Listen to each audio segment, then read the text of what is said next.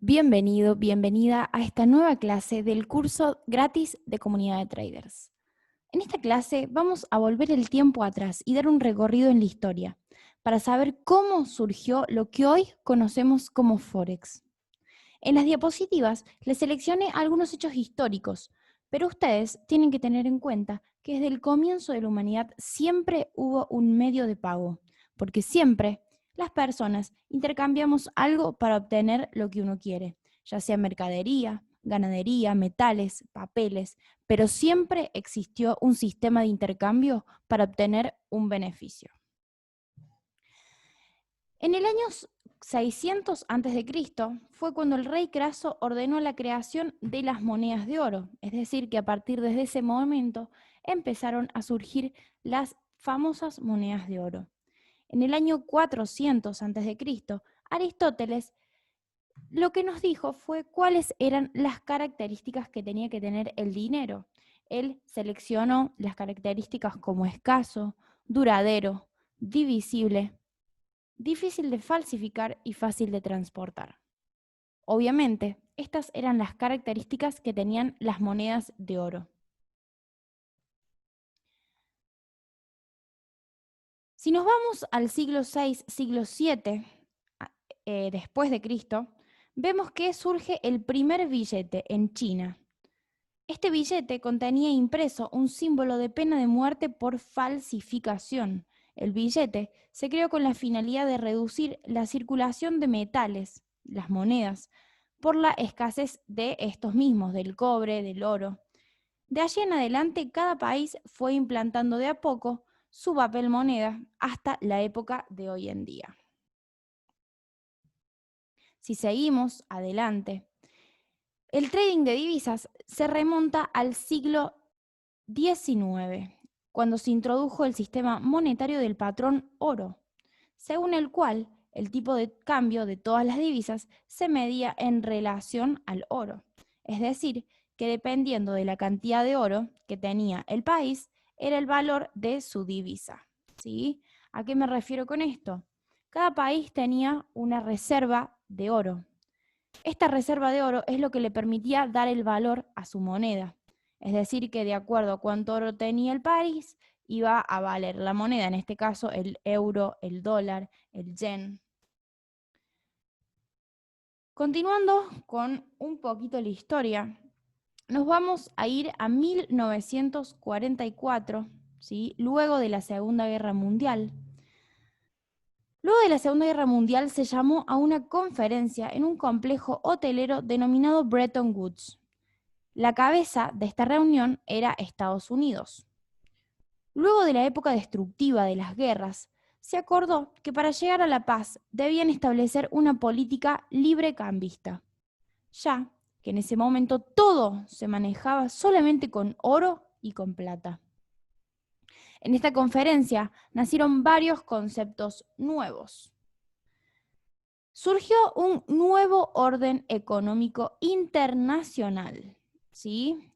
Este nuevo orden económico internacional surge mediante la formación de un nuevo sistema monetario. Estados Unidos se comprometía a mantener al oro en $35 la onza, permitiendo la compra-venta de oro de manera ilimitada.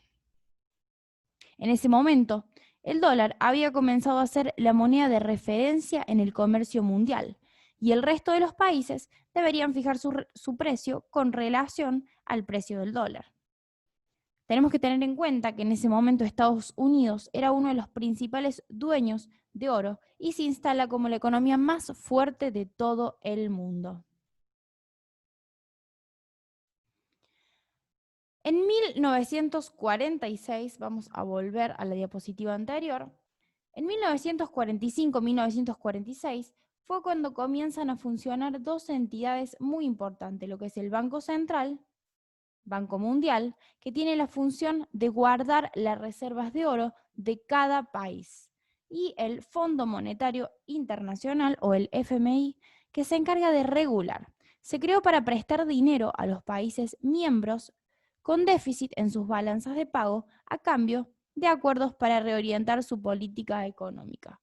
Fue una manera de controlarlos y seguir implantando esto que se trató en el Tratado de Bretton Woods. El fin de los acuerdos.